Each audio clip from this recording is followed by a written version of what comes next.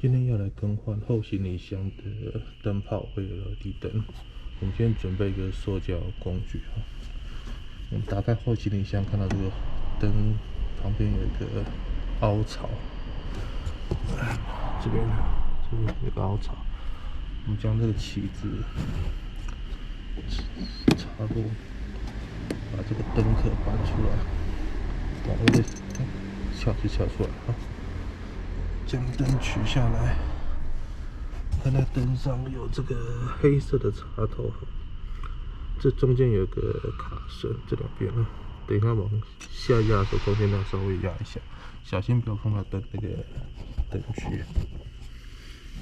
将这个灯取下来，想压，中间会卡住，稍微压一下。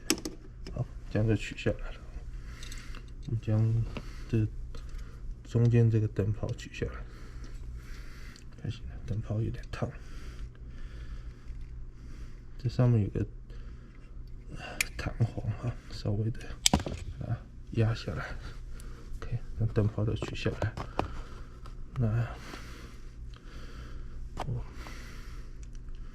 先把这个弹簧稍微的往前拉一下。我买这个预先购买好的 LED 灯放上去，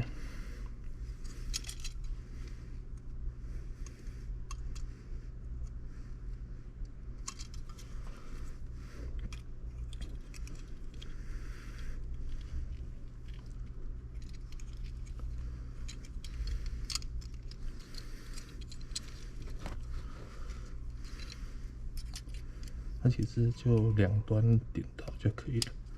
OK。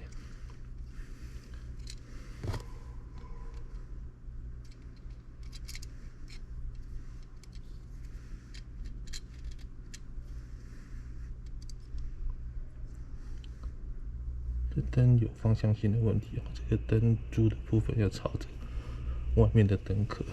那我们接上去看会不会亮？OK， 正常亮啊，把它压下去。我们把这个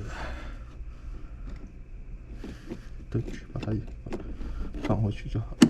OK， 这就是后行李箱的灯，更换成 LED 灯。